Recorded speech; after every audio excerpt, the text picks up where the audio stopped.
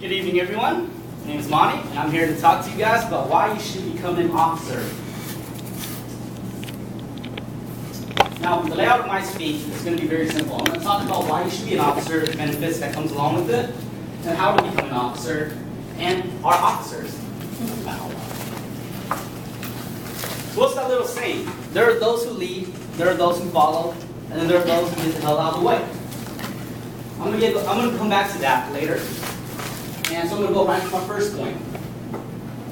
Why you should be an officer, and what comes along with it, and the benefits. Leadership skills, time management skills, communication skills, networking skills, badge wearing skills. Missing that one right now. Still working on that one. And also, you can put this on your resume. And I want to talk to you guys a little about my personal experiences on why I became an officer. I started off a while ago when I was in Okinawa. I took on the responsibilities of treasurer, secretary, and vice president for the Single Marine program while I was out there. The experiences that I gained from it have been above all else great. I've learned a lot more than what I just normally would have learned being a Marine. I took that skills and translated it into my normal day-to-day work, and so I just couldn't wait to pick up port roll. And I get to be even more of a leader. The time management skills that you'll learn from also being an officer, and you will learn some.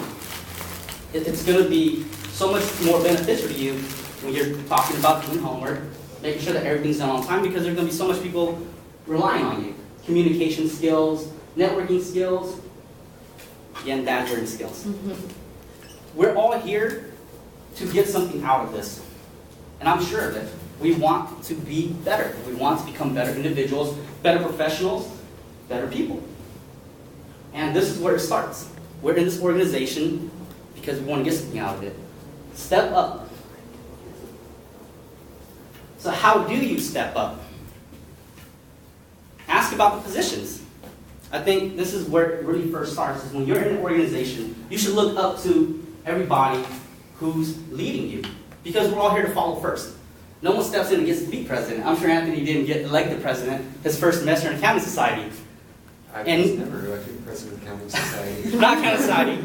Nor will you with that attitude. See what I'm saying? It's that kind of attitude.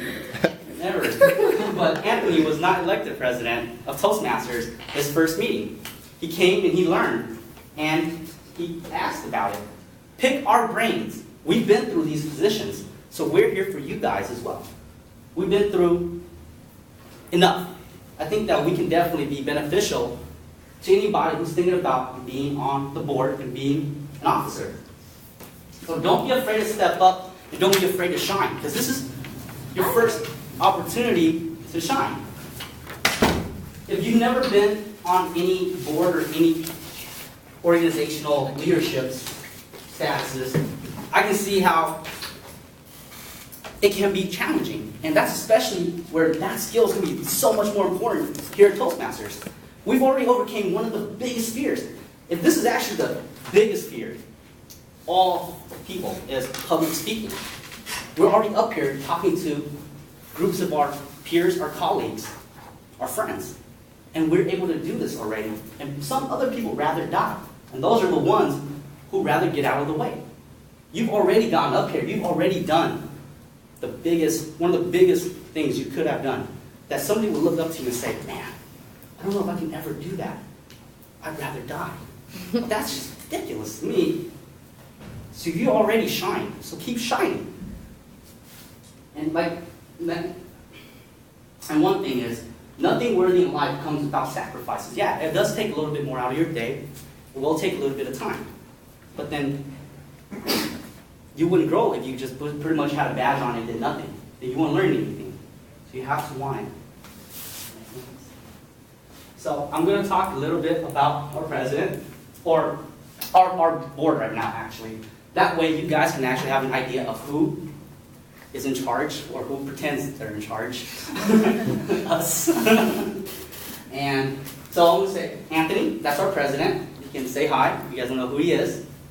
Our VP Education, that's going to be Kevin. VP Membership, Marcos, he is not here today. He has something else to do. Diana, VP of Public Relations, she is right here. And we have Adrian, he's our VP of Communication. And he is also not here, but he will be here later. Trevor, that's me. I do all the money stuff, so you give me your money. Sergeant at Arms, that's going to be Renee. And our social coordinator, Elliot, he's right there. So now you know who you want to go talk to.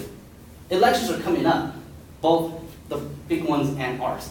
Ours is pretty big too, because this is where you get to step up and say, I want to get voted to do something. Talk to us and pick our brains, because every one of these positions are confusing. You don't know what we do.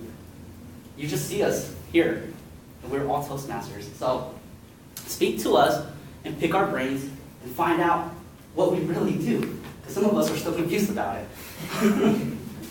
And we'll give you the best description we can to help you guys on your way to being Toastmasters and to being leaders, Toastmaster. So, question. And I don't want you guys to answer. I want you to answer this for yourself. Are you going to lead? Are you going to follow? Or are you just going to get out of the way? Thank you.